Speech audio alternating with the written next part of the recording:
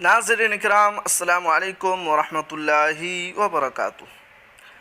मदारिस असातिज़ा की तनख्वाह और उर्दू असातिज़ा की बहाली जल्द से जल्द करे नीतीश हुकूमत। एजाज़ अहमद। बिहार मदरसा बोर्ड की हर खबर के लिए दोस्तों हमारे चैनल को सब्सक्राइब कीजिए और बेल आइकन के घंटे को ज़रूर दबा दीजिए, क्योंकि मैं आपके लिए इसी तरह की खबरें लेकर आता रहता हूं। खबर दोस्तों बहुत ही अहम है। अब चलते हैं खबर की तरफ।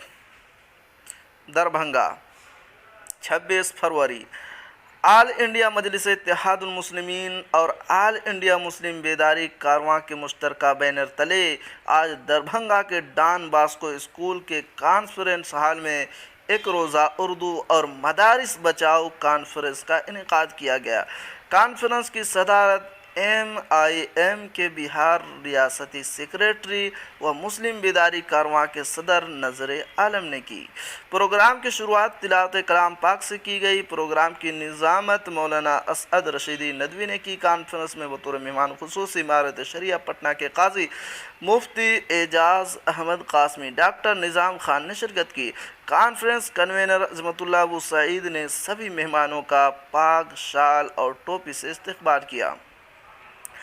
कॉन्फ्रेंस से खिताब करते हुए इमारत शरिया के काजी एजाज़ अहमद ने अफसोस का इजहार करते हुए कहा कि रियासत में समाजवादी पार्टियों की हुकूमत होने के बावजूद मदारिस असातिज़ा की तनख्वाह रोक दी गई है।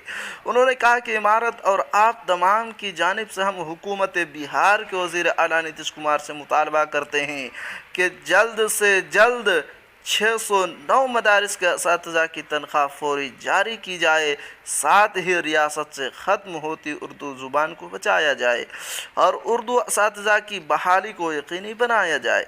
इस मौके पर मेहमान डॉक्टर निज़ाम खान ने भी रियासती हुकूमत को मुस्लिम दुश्मनी पर बोलते हुए कहा है कि हमें यकीन नहीं हो रहा है कि नीतीश कुमार के रहते हुए बिहार से उर्दू को ख़त्म किया जा रहा है। मदरसा बोर्ड लगभग बंद होने की कगार को पहुंचा दिया गया है। हम नीतीश कुमार जी से उम्मीद करते हैं कि बिहार में चल रहे सभी अक़लियत इदारों को बेहतर ढंग से चलाने में ईमानदारी से काम करेंगे। कॉन्फ्रेंस की सदारत कर रहे MIM लीडर नज़र आलम ने कहा कि रियासत की हुकूमत ने ठान लिया है कि मुसलमानों को छोड़कर सभी को साथ लेकर चलेंगे, इसलिए कि नीतीश कुमार के रहते हुए बिहार से उर्दू को ख़त्म किया जा रहा है। सालों से उर्दू अकादमी में सेक्रेटरी का ओहदा खाली पड़ा हुआ है। एक आदमी को लावारिस बनाकर रख दिया गया है।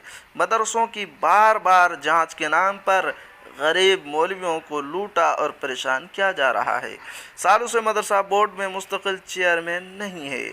609 मदारिस का असातिज़ा की तनख्वाह रोक कर रियासत की हुकूमत ने साबित कर दिया है कि उर्दू और मदारिस को बिहार में ख़त्म करके दम लेंगे।